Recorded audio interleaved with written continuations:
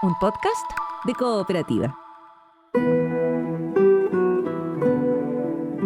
Este es un podcast sobre historias que suceden delante y detrás de la pantalla, sobre las personas que hacen películas, las personas que las ven y las personas que las sueñan.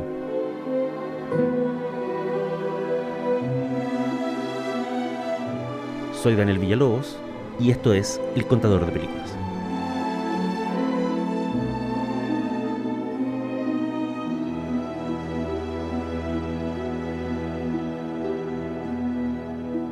Esto es El Contador de Películas y la historia de hoy se llama La huella de los 7 samuráis.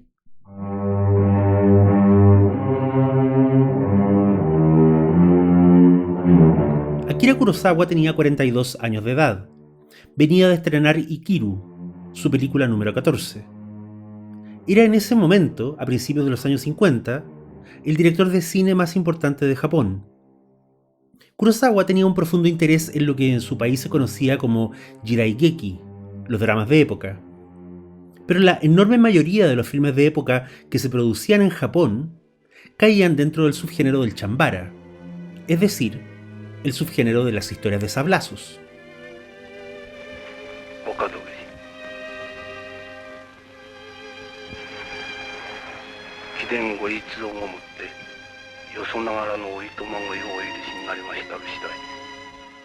A Kurosawa le interesaba la figura del samurái, pero le aburrían los chambaras, por la escasa conexión que tenían con el realismo y la documentación del viejo mundo.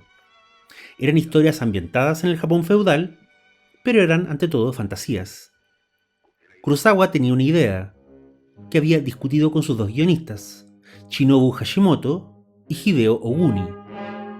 Esa idea era narrar un día en la vida de un samurái, verlo despertarse, rezar, tomar desayuno, entrenar, y luego, en algún punto de ese día, lo veríamos cometer una falta que ofendería a su señor, y esto obligaría al samurái a cometer harakiri. Los tres jugaron con la idea por un tiempo, pero algo no los dejaba satisfechos. La figura de los samuráis ligados a una casa feudal, a una estructura burocrática, les parecía distante y aburrida.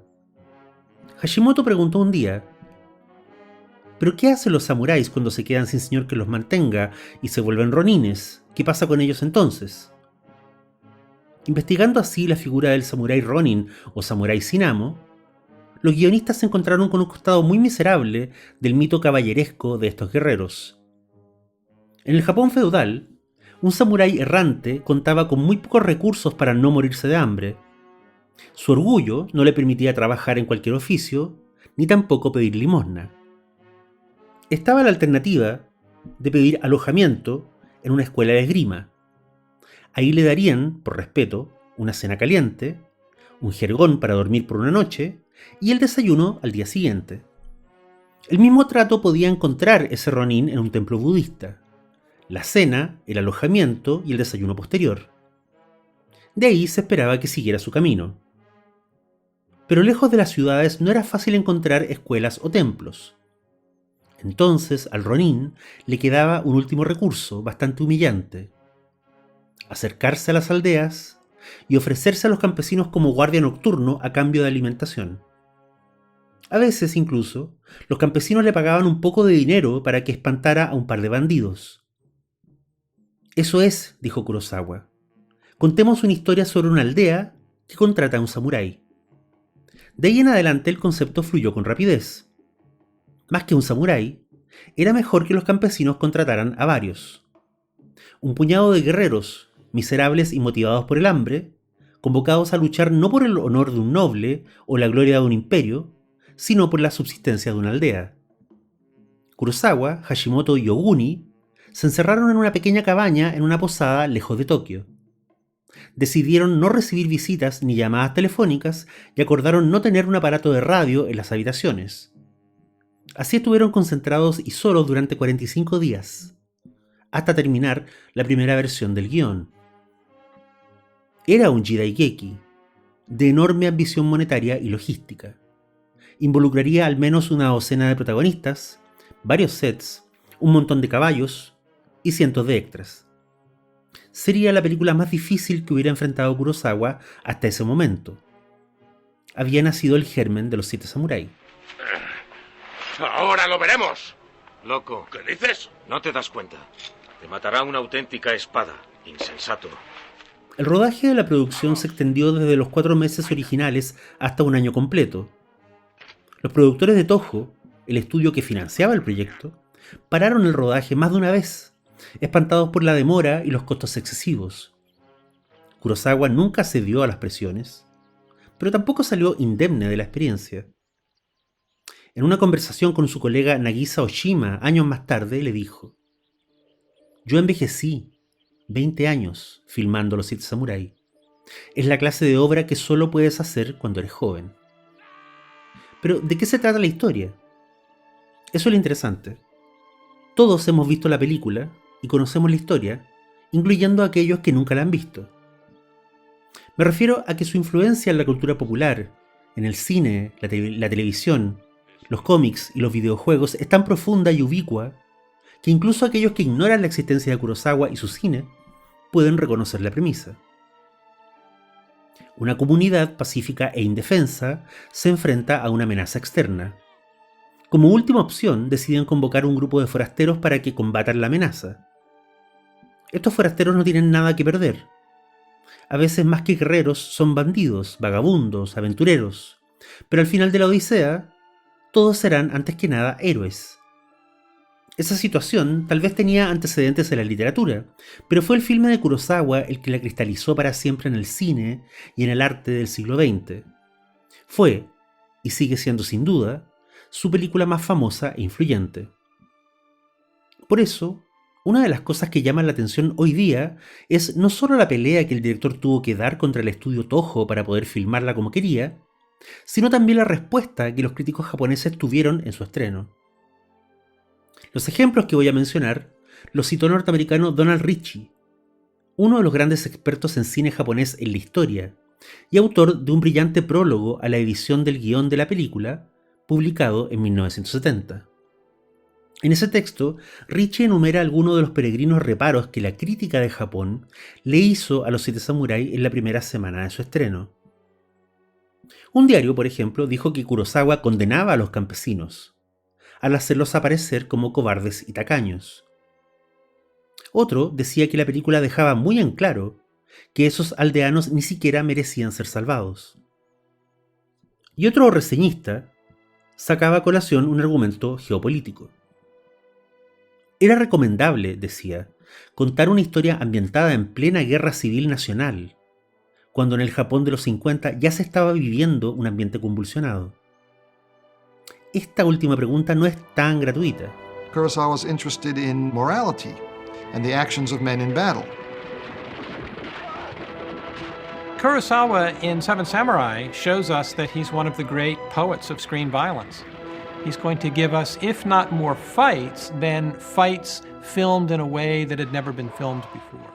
Recordemos que en el Japón en el que estaba trabajando Kurosawa era un país derrotado, pública y humillantemente derrotado, con 2 bombas atómicas y una ocupación de bases militares. Terms and conditions upon which surrender of the Japanese imperial forces is here to be given and accepted. El Japón de la posguerra era un país que no solo estaba muy al tanto de los vaivenes de la Guerra Fría, había sido el laboratorio de prueba del horror atómico, y esto había causado en el alma de muchos de sus ciudadanos una necesidad por revisar su orgulloso pasado imperial. ¿Eran tan heroicos los samuráis? ¿Habían sido tan prósperos y justos los señores feudales? ¿Era Japón de verdad un país tan moderno y laborioso? ¿De qué servían las viejas leyendas cuando la muerte estaba cayendo desde el cielo? Los 7 samuráis, volviendo al reparo de ese crítico citado por Donald Ritchie, estaba ambientada en la era Sengoku, en 1586. Fue un periodo de extrema violencia y hambruna, con numerosos conflictos y sobre todo con mucho sufrimiento por parte de la población civil. Esto queda claro en un diálogo muy breve al inicio de la película. Los aldeanos, desesperados ante la amenaza de los bandidos, discuten, por ejemplo, ir a pedirle ayuda al recaudador de impuestos, la gran autoridad de la zona. Solo vendrá después de que los bandidos hayan ido, dice alguien. Y aún así, tendremos que pagarle lo suyo. Nadie en Los Siete Samurái piensa o sueña con pedirle ayuda al ejército, al señor local o a la gente de las ciudades cercanas. No existe aquí el concepto de ley civil o de protección policial. No hay justicia, sino sobrevivencia. The representatives of the Emperor of Japan and the Japanese government to sign the instrument of surrender at the places indicated. Como dijera el crítico japonés Tadao Sato, uno de los efectos de la derrota que sufriera Japón en la Segunda Guerra Mundial fue que la lealtad al emperador o a la nación se disolvió. Lo que apareció en su lugar fue la lealtad al compañero, al amigo o al vecino. Fue en ese contexto de devastación no solo moral, sino económica, donde se afianzó el mito de los Siete Samurái. Por cierto, el trabajo de Kurosawa y su equipo y sus actores fue sublime. Pero el impacto de la película también tuvo que ver con la manera en que los espectadores japoneses vieron reflejados sus conflictos en esta historia ambientada en la noche de los siglos. La trama gira en torno a 3 grupos. Están los campesinos, los ladrones y los samuráis. Salvo la gloriosa secuencia del combate final, esos 3 grupos jamás se encuentran en la misma escena.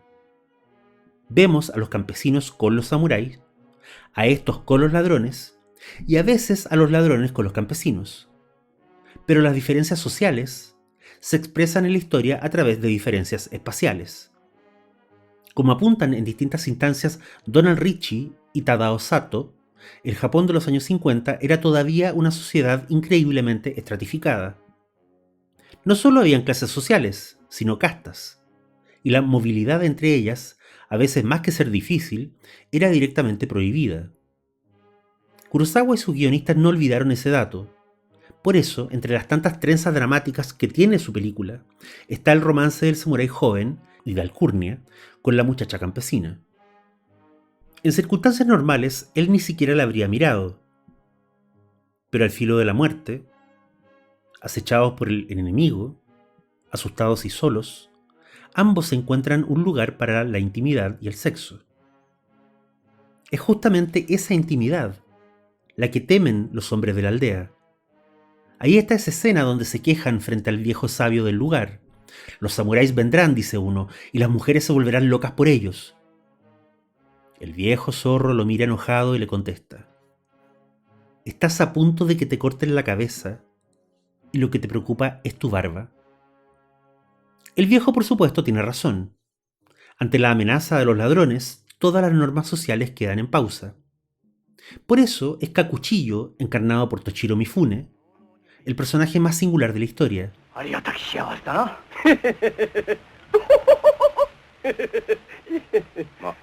Kanbei, el viejo samurái que lidera el grupo, les dice a los campesinos de entrada que necesitarán al menos 7 guerreros.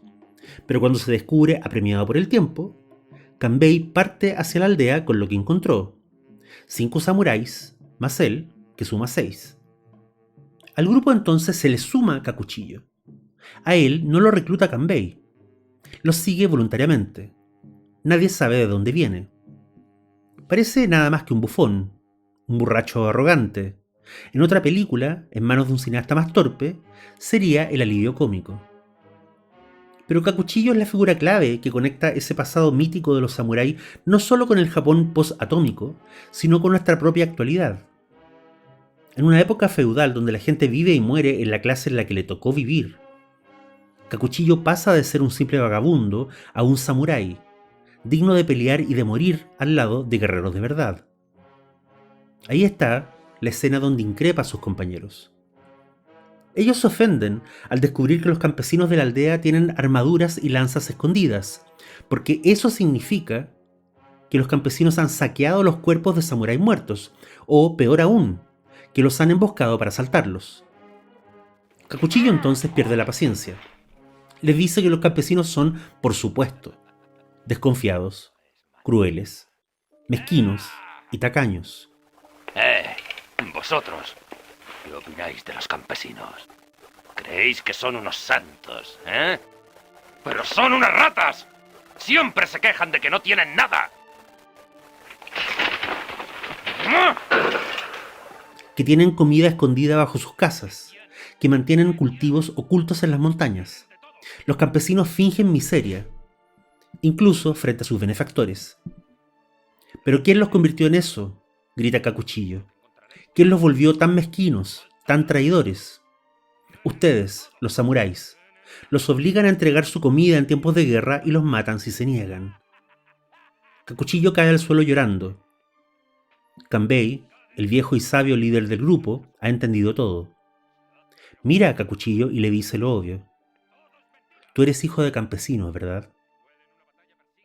Es a estas alturas que toda idea de nobleza basada en la sangre o las instituciones se ha evaporado de la película. Los samuráis que defienden la aldea son nobles y desinteresados. Pero su casta, su grupo, ha hecho algo mucho peor que robarles comida a los campesinos. Les ha robado la paz y los ha obligado a vivir en un permanente estado de guerra. En las películas de samurái más corrientes, desde entonces hasta el día de hoy, el conflicto suele ser entre el amor y el deber. Pero como dijera Donald Ritchie, citando al escritor D.H. Lawrence, el conflicto nunca es entre amor y deber. Más bien, es entre lo real y lo fingido. Esa corrección citada por Ritchie es el corazón moral de los 7 samurái, y puede ser la razón de por qué el original de Kurosawa sigue siendo tan superior a las copias y remakes posteriores.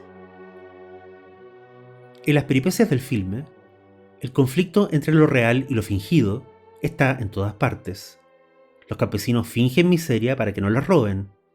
El viejo samurái Kanbei finge ser un monje para rescatar a un niño secuestrado. Un matón arrogante parece ser un gran guerrero, pero muere estúpidamente en un duelo. Por el contrario, el mejor espadachín de todos es un señor bajito y serio, que apenas habla y que jamás presume de nada. Toda la estrategia de los samuráis radica en que los ladrones crean que la aldea está desprotegida. Y lo real, no lo fingido, está en el combate y en el carácter. Los samuráis demuestran su honor a través del combate. Y Kakuchiyo, que parecía ser un simple patán de cantina, resulta ser el más valeroso de todos. De hecho, Kakuchiyo es quien mata al líder de la banda de los ladrones. La aldea es salvada, aunque a un precio muy alto. Todas las triquiñuelas y disfraces, todos los trucos usados contra el enemigo por los samuráis en la hora final han quedado atrás. Ya no es necesario fingir, porque los héroes se han topado con la verdad última, que es la muerte. El impacto de los 7 samuráis en Occidente no ocurrió de la noche a la mañana. La película es de 1954, y debieron pasar 6 largos años para que Hollywood les robara la idea. Era un robo legítimo después de todo. Kurosawa había bebido del western en sus cintas de samuráis, por lo tanto no era extraño que la adaptación norteamericana de los 7 samuráis fuera un western. Lo dirigió John Sturges, lo protagonizaron Jules Briner y Steve McQueen, y se llamó Los 7 Magníficos. A sus amigos parece que usted ya no les gusta tanto. Les ha obligado a tomar demasiadas decisiones. Conmigo solo han de tomar una. Hacer lo que yo digo. Ese fue solo el principio. La cantidad de películas y episodios de series que se han construido sobre la plantilla de los 7 samuráis es muy larga para este podcast, así que solo vamos a mencionar los ejemplos más ilustrativos.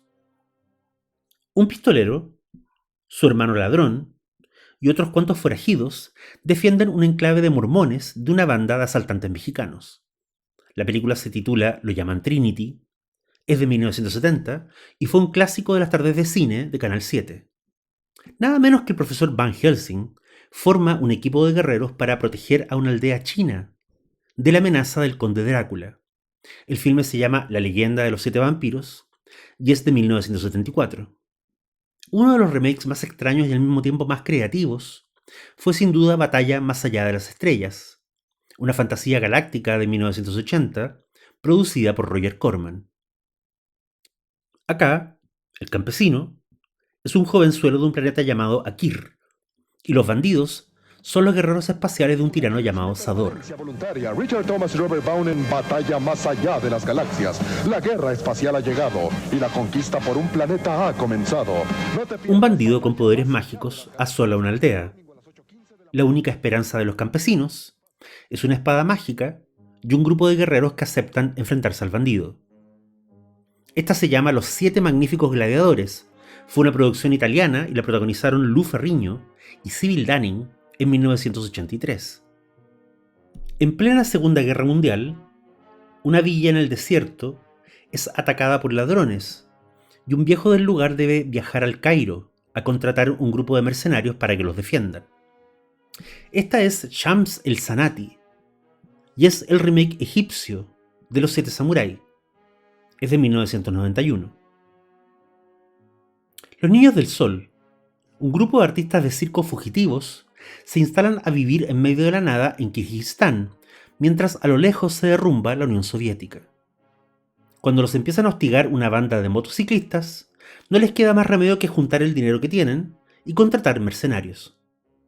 Este es el remake ruso de la obra de Kurosawa y se estrenó en 1993.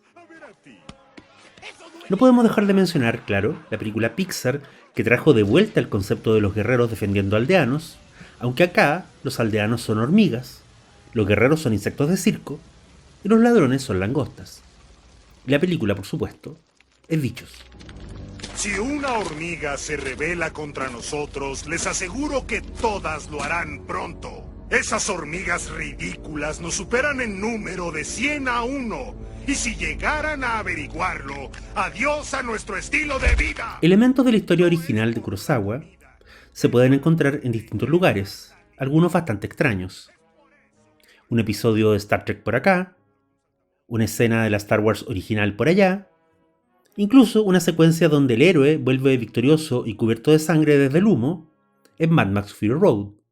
Incluso la imagen icónica de Indiana Jones escapando de los indígenas en el prólogo de Los Cazadores del Arca Perdida es una cita directa a Kakuchillo huyendo con el mosquete de los ladrones en el bosque.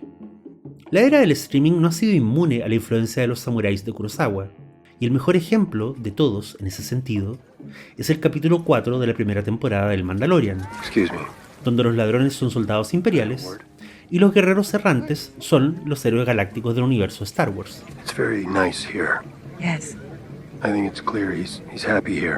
Todos estos remakes y reinvenciones tienen sus méritos, por supuesto, pero ninguno le llega a los talones al original.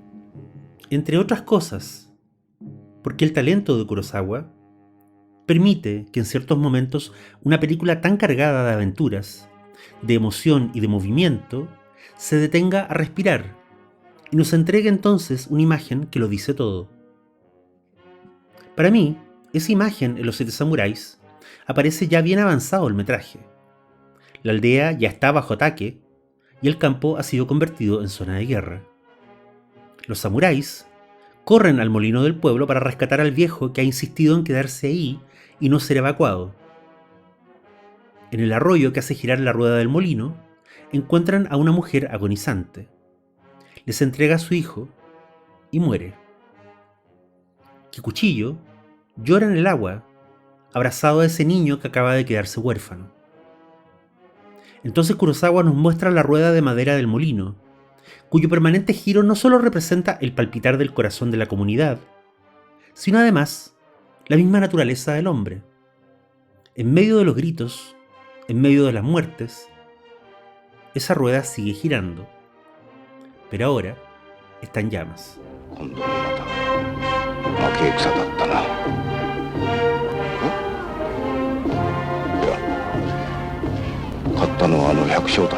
Soy Daniel Villalobos, esto fue El Contador de Películas. Hasta la próxima.